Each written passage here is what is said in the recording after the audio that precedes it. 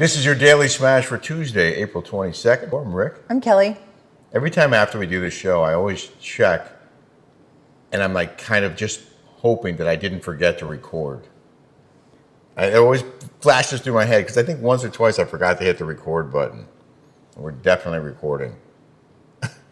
I can't believe how these doors, I'm like looking, we just got our Dutch door put in. Oh, you're going to show them? I think it's so beautiful. And there's the arch door painted. and that. And then behind us is going to be a bifold black. And it's going to be a iron. pain in the butt to put in too. Oh yeah, they're all really difficult because it's a tight squeeze. They have to do a lot of work to make it happen, but they're making it happen, and that's what matters. Farewell, Pope Francis. My whole show on Monday was dedicated to that. The Pope took Rick to Mass on Sunday, or on Sunday. Easter Sunday. Easter Sunday. Is it different than going to a temple? Where do you go? Temple? Well, it's certainly different. I went to temple on the High Holy Days growing up, but that was about it. But the difference is like... You said you went to like Sunday school. Yeah. Or Hebrew school. Yeah, Hebrew school. It was often on Saturdays, actually. But I did go every weekend for years until I had my bar mitzvah, and then I quit. Oh, really? Yeah, and my parents were cool with it, about me not going after that. Do they go? Did your parents go? No. But the difference, I mean, one of the differences, I don't recognize most of the hymns that you sing or the rituals, the elements to the service that are familiar to you or not. You know Our Father, though. Yeah. I think I got that one. Our Father who art in heaven. Went to the restroom and he goes, "Did I forget to shake hands?" We didn't have Peace be chairs. with you. It was so crowded in there. We had to stand for the whole service. C&E Catholics, baby. C&E. Christmas and Easter. Oh, yeah? Somebody put to me, on Patreon was funny. They said, you talk bad about John Hill and this person.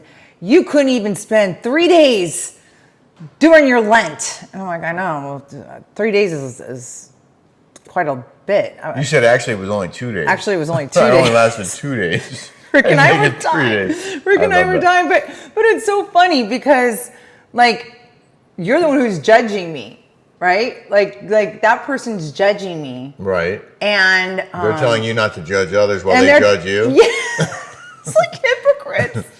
Well, And then they're like, and you talk bad about Democrats. I'm like, no, I like Democrats. I just don't like those. The far left the radicals. far left radicals. That's what I don't like. Well, we're not going to get into politics, but I did want to mention, we had some controversy with a patron who we won't name who said some not so nice things on our live. Somebody Smash said on I went Friday. nuts. Someone said I went crazy. They put that on there. And I'm like, this girl Kelly, I'm like, I went nuts? Oh my God, you haven't seen Nuts. Didn't you watch me on the show?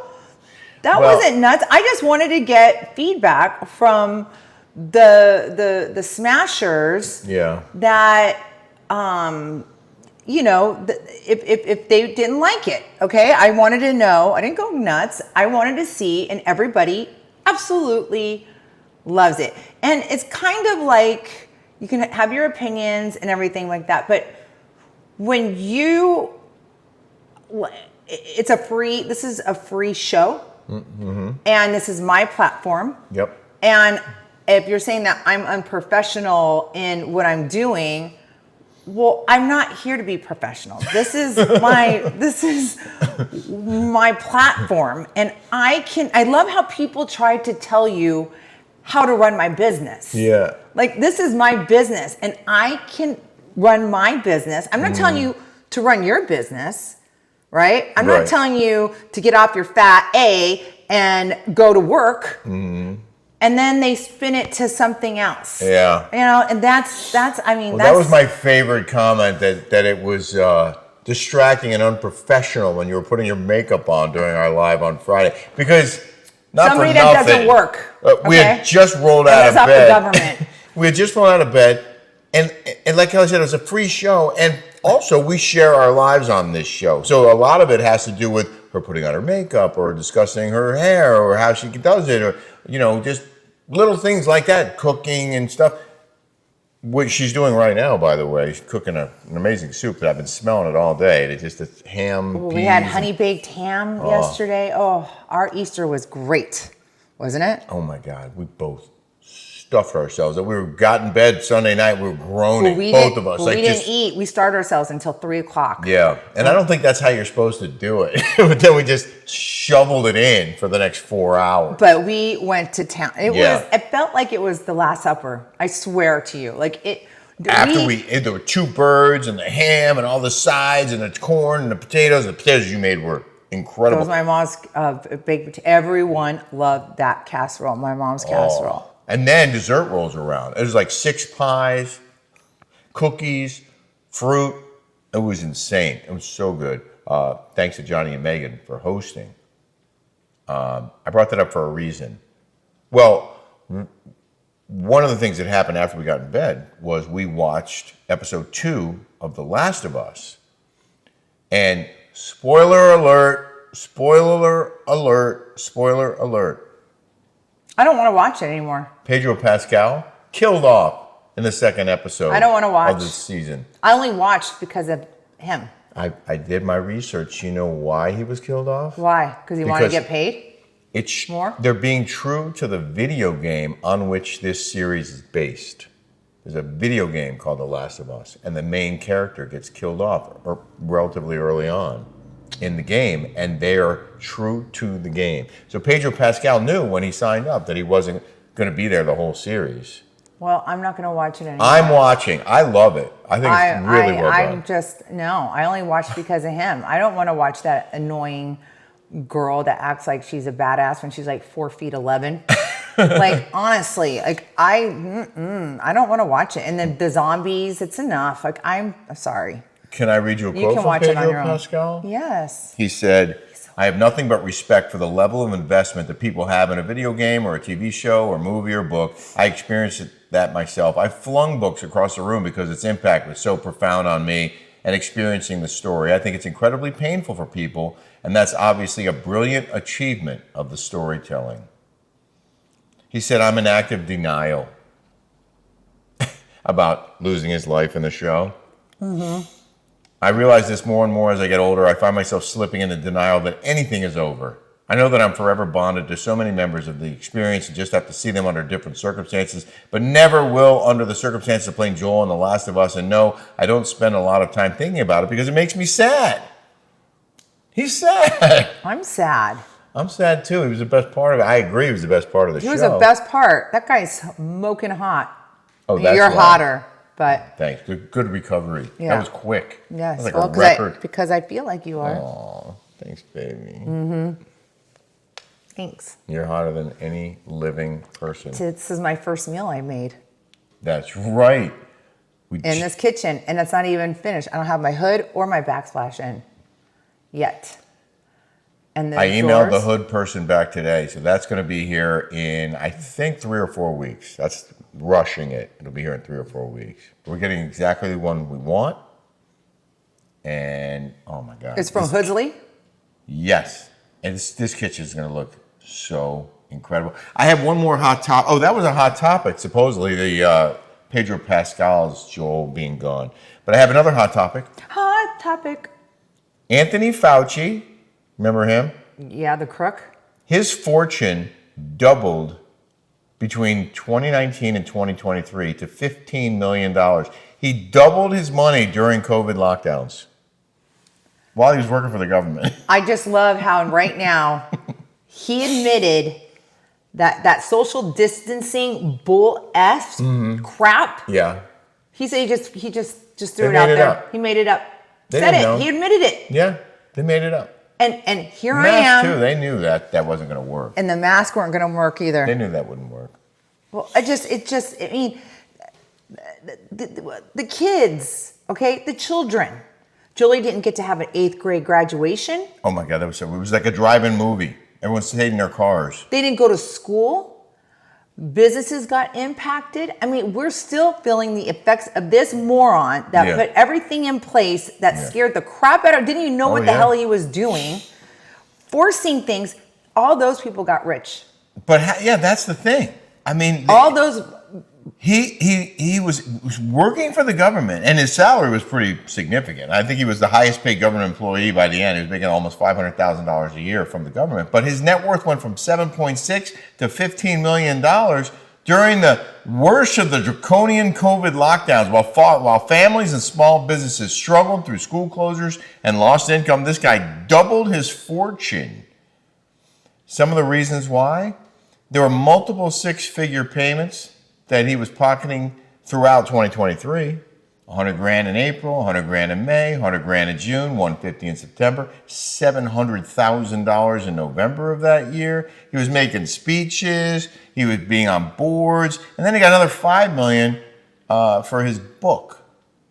Who's buying his book and who's reading his book? Well, he screwed up the AIDS pandemic and he screwed up the COVID pandemic. Totally missed the mark on both of those things. And people are going to buy his book on how to be a crook?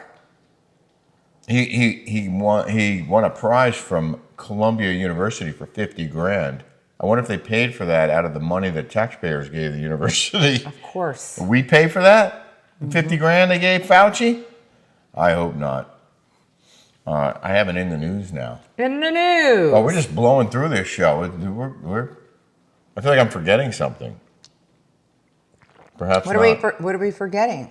I just thought this was good because today we're going to meet with this. This was Steve Hilton. Yes. He has an event, Steve Hilton. Wait, I'm going to turn this off. Ex-Fox News host he has announced his bid for California governor, Steve Hilton. You remember him? Steve Hilton had a Sunday night show. He doesn't work there anymore. Did you know him? I mean, I met him with you. Yeah, and when we met him, and I invited him on my show, he said he's still under contract through, I think it was March. And he said as soon as he announces, he can come on my Newsmax show because he won't work for Fox anymore. Republican podcaster and former Fox News host Steve Hilton will jump into the California governor's race Tuesday with a formal announcement planned in Huntington Beach. That's where we're going. Yes. Wait, but the guy's British, right? Can you run? I guess you can run for governor. I guess Arnold Schwarzenegger did. I think he's a dual citizen, but we'll find out. Okay. According to his campaign, Hilton will seek the governor's office with the theme of golden again, great jobs, great homes, great kids. I just want to ask people to imagine what California would be like after another 15 years of one-party rule by the Democrats, yet more stagnation and decline. If you look at the state of California today, it's just a disaster on every front. Because it is ran by the left-wing radicals, and it's the truth. You look at any city that is ran by those left-wing radical nut jobs, it's a piece of crap. Seattle, Chicago, New York, filled with crime, filled with drugs, filled with schools that are in decline for children. I mean, the housing market is up. And that's what happens. And I'm sorry, Chris, that's watching this. That's one of our patrons that says I talk bad about Democrats. They run the city into the ground. Everything's bureaucracy. You can't do anything because they're afraid that this little snail that is, It's hard to argue with your position. It is, because there are so many examples of cities in decline. FedEx is here, but I want to ask you this. California has elected Republican governors in the past. Arnold Schwarzenegger, Ronald Reagan. It's been a while. Ronald Reagan was, that's what I loved about, who were we talking to? Jamie Kennedy, remember? Yeah. He was talking about Ronald Reagan and how the divide wasn't there. And, like everybody it's funny because the Democrats to me seem like they're the ones who are haters. They're the ones who are not inclusive. They try to act like they're the party of inclusion. Yeah. But they're not, right? Like example A, you have a different set of opinions on a certain network. They will fire you in 2 hot minutes because you don't align with their ideologies. Right. That's what happens. Well, the point I was getting at is, do you think Steve Hilton is the next Republican who would actually get elected governor in the state of California against a very crowded field right now? I mean, I hope so, because, I loved him when he was saying, do you remember California dreaming? Do you remember when we were kids, the California dreaming? There was California dreaming. It was all about that, right? Yeah. There's no California dreaming anymore. No one wants to come here. People are fleeting. People make fun of this. People are fleeting here because of the politics. That's what's happening here. Orange County, Republican. It is safe. Everyone has guns. Schools are the best. Yeah. Huntington Beach, where we are, is Orange County, Newport Beach, Irvine, top tier schools. I do love living here. It is a beautiful state. Beautiful state. It is a beautiful state, but people can't do business here. People can't get ahead here because the bureaucracy is taking up things. It's all corrupt. It's corruption. I'm going to read you some more information about I want to Steve hear. Hilton. Okay. He's 55. He was born in the UK and was an advisor to Prime Minister David Cameron before moving to California's Silicon Valley in 2012. And he is a U.S. citizen, and he's been teaching at Stanford. He hosted The Next Revolution on Fox News. He's the founder of Golden Together, which is a policy organization aimed at finding solutions for homelessness and other issues in an effort to make California golden again.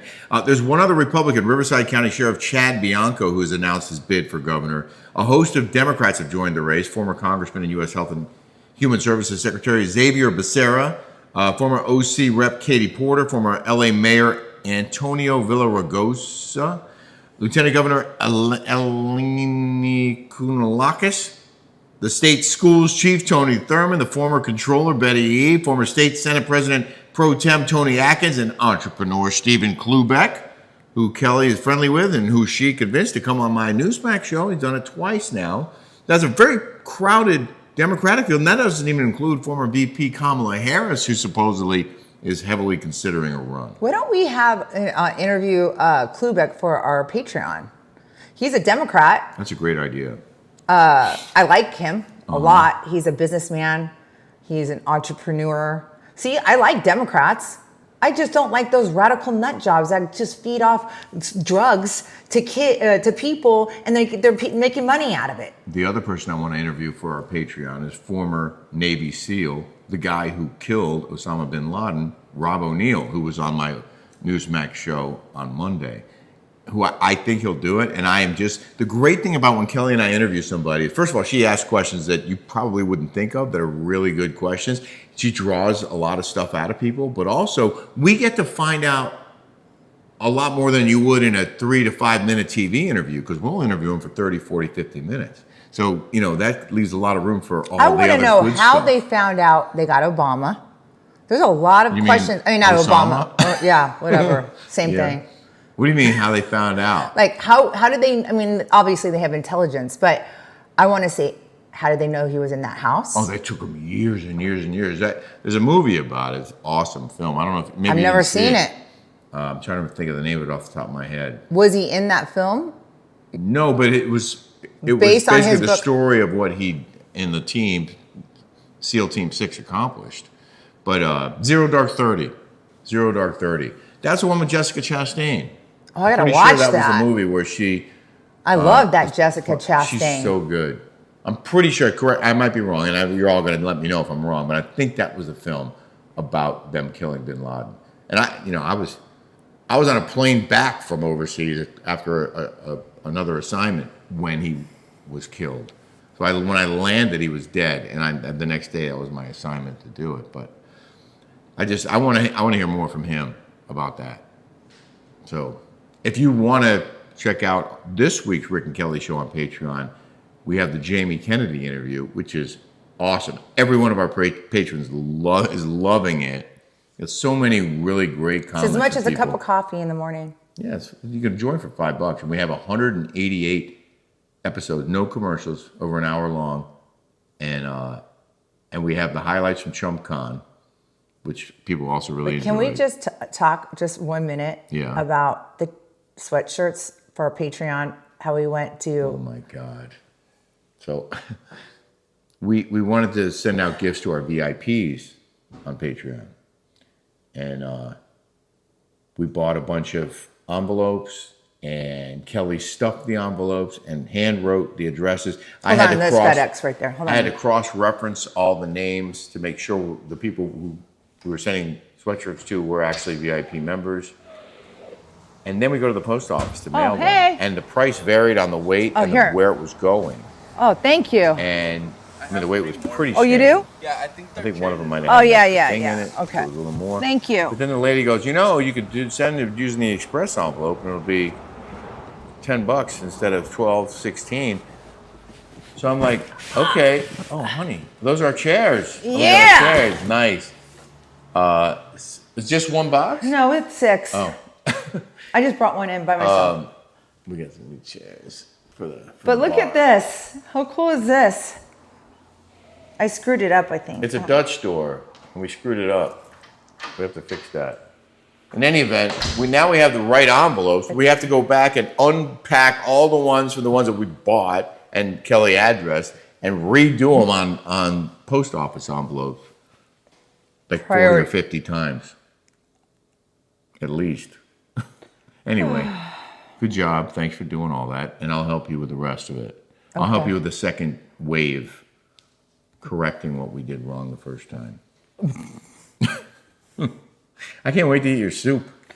I'm so excited to eat. I'm so excited to cook. I am so excited to I made a split pea soup. This kitchen is not done yet, by the way. There's a more dramatic changes coming behind us that we'll show you soon.